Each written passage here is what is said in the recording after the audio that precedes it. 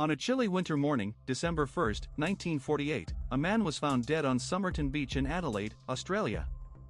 He was dressed in a fine suit, with no identification on his person. The case would become one of Australia's most enduring mysteries, known as the Tamam Shud case or the mystery of the Somerton Man. For 74 years, his identity remained a secret, sparking intense speculation and numerous investigations. This is the story of a man whose life was shrouded in mystery, and whose death still raises more questions than answers. The body of the unidentified man was discovered by a couple, George and Betty Spicer, who were out for a walk on the beach. He was lying on his back, with his hands clasped behind his head. A cursory examination revealed no visible signs of trauma or injury. The police were called, and the man was taken to the morgue for further investigation. As the news spread, the police were inundated with calls from people claiming to have seen the man before, but none could provide any concrete information about his identity. The Somerton man's clothing was meticulously examined, but all labels had been carefully cut out.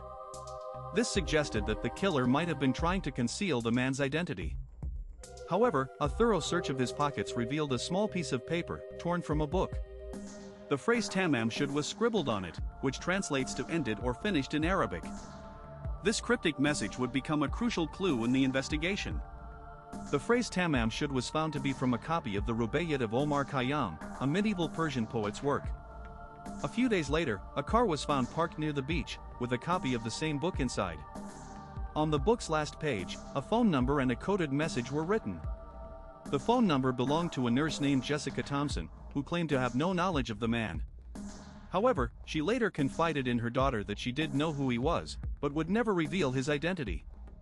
The police investigation was extensive, with multiple leads and tips followed up. A plaster bust was made of the Somerton man's face, which was circulated widely in the media.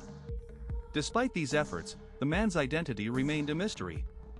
The coded message on the book's last page was never deciphered, leaving behind a tantalizing clue that might have cracked the case.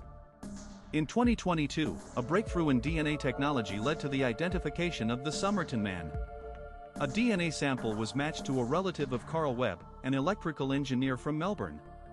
The news finally brought closure to a case that had been open for over 7 decades.